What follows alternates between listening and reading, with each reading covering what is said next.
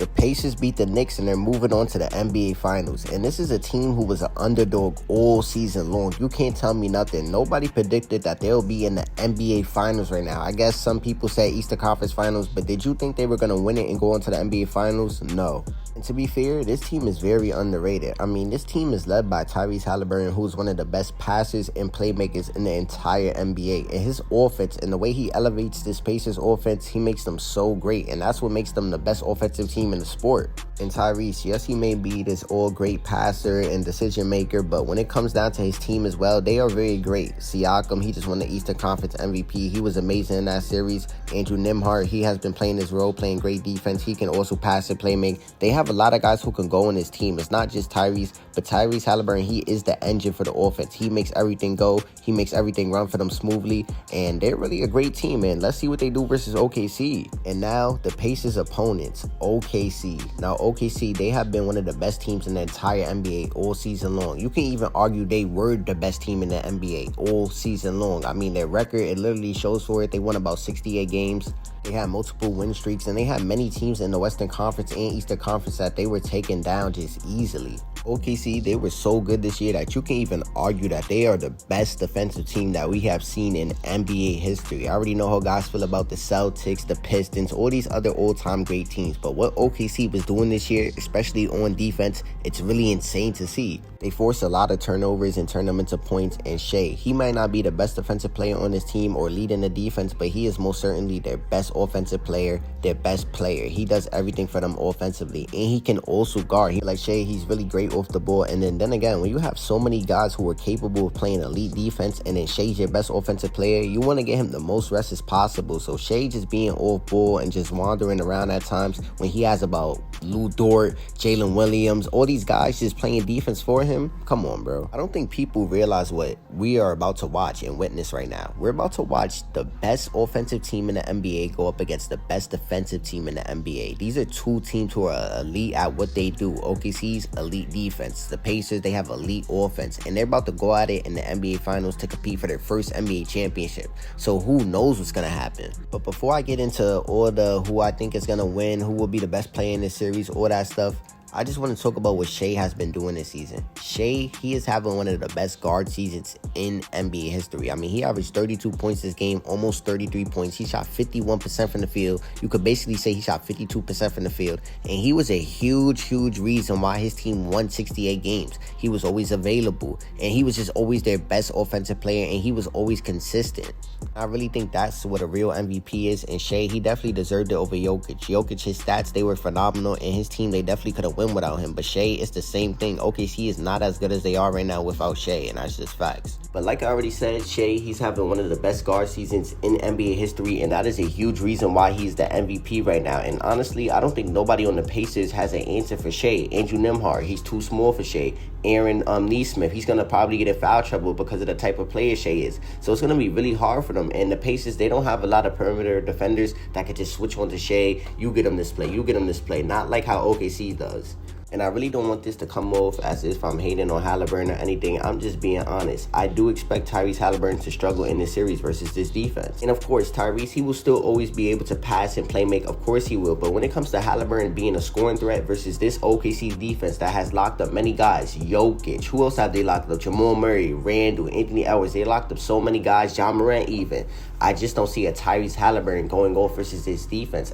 As amazing as the Pacers are offensively, I still just don't see it. Or Halliburton, he could shock us and probably go off every single night, giving us 20 to 22 a game with 12 assists. Who knows what's going to happen in this series? But Lou Dort, Alex Caruso, Cason Wallace, even Jalen Williams, and then you have Chad Hartenstein right behind you. Good luck offensively, Tyrese Halliburton. I really wish you the best luck versus this defense. Now, Siakam, this can go either two ways for him. Now, obviously, he plays bad, or obviously, he will play good. And the only reason I say it could go two ways is because Siakam, I do expect him to play good in this series, largely due to the fact that he has been to the NBA Finals already, and he was a key contributor to why they won that championship when he was on the Raptors. Now, the reason I do see him playing bad is because I've been saying it all video. OKC has one of the best defenses in NBA history, and who knows? We've seen Alex Caruso guard Jokic, so why wouldn't he be able to guard Siakam?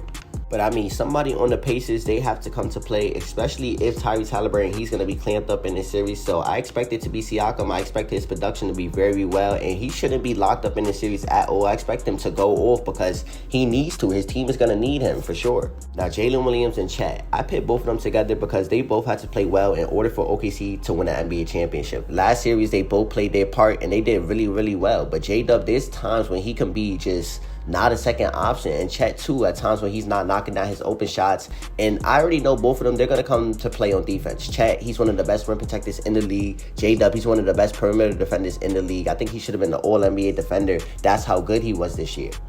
I just don't want J-Dub or Chet to play bad in this series, knowing that Shea, he's going to go off in this series. I mean, he could average about 32 to 33 points a game versus this defense. And if J-Dub and Chet, they're not coming to play their best basketball, then they're not going to win. I mean, Shea, he needs his second option. Whenever J-Dub and Chet play well, all three of them, bro, that's an unbeatable team, bro. Nobody's standing in their way. Plus the defensive value that they add, I already said that, but plus their defense, plus what they're going to bring on offense, bro. If they're bringing that every single game for the rest of this series, for the rest of the finals, bro, they're going to win the NBA championship by far, and it won't even be close for the Pacers. Now, my final thought. Basically, this is one of the greatest defenses that we have ever seen in the NBA. The Pacers, they have one of the best offenses in the NBA all year long. So now we're going to see this in the NBA Finals. This is probably one of the first times that we're going to see one of the best entire offenses in the NBA versus the best defense in the NBA. This is going to be a great series. I expect it to be phenomenal, but who knows how this is going to go out. I mean, defense does win championships, but you do need to have a good offense in order to win games as well. You can't just get stops and don't score the ball the whole game. That's not how basketball works. You do need to have somewhat type of offense to win games. And I don't know what the Pacers game plan is to stop Shea or slow him down. Maybe they're going to send a lot of doubles or send 3 bodies at him and test his playmaking. Who knows? Or the same thing with Tyrese Halliburton. They're just probably going to make him a scorer and not let everybody else go off. Who knows? And Tyrese Halliburton, he's not like a elite scorer, so that could be a risky watch if you ask me.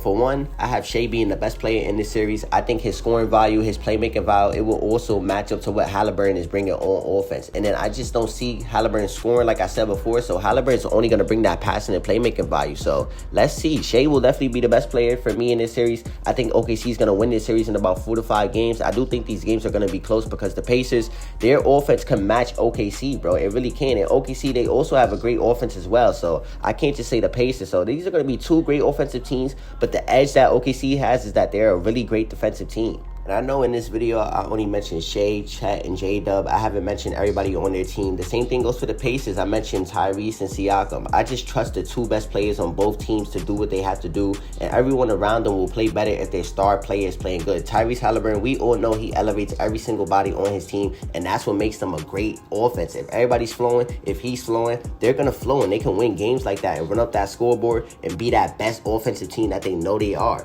And OKC, the rest of their guys, they're elite on defense. I've been saying it all playoff long. I don't think I need to keep saying it. This is an elite defensive team. They have about 8 to 9 guys who can defend at a high level, and it's just great to see. But like I said, guys, if you guys like this video, make sure you guys like, comment, share, subscribe, get this video to 6 likes, and I will definitely re-drop it again. And honestly, like I said, I have OKC in 4 to 5 games. I think this will be a close series, but I think OKC, they will get rid of the Pacers fast. They just don't have the defense for Shea. That's just my only problem. Or for J-Dub. So if you don't have nobody to stop OKC's 2 best offensive players, then you're just gonna lose this series, honestly. But the NBA Finals, it starts tomorrow, and this was a little long wait after the Pacers got eliminated. Not the Pacers, after the Knicks got eliminated. It's a long wait, so we're ready to see some basketball now, and we get to see it like 2 of the best teams go at it. We get to see a good offense and a good defense go at it, and I just think this is the perfect matchup. Tyrese Halliburton, he's not the star or superstar that Shea is, but he's still a really great player. Like I said, one of the best offensive players in the league, and we do need to respect him. Same thing goes with Shea. I do understand Jokic is a better basketball player, but Shea had a better season, and that's why he's standing tall as our MVP right now.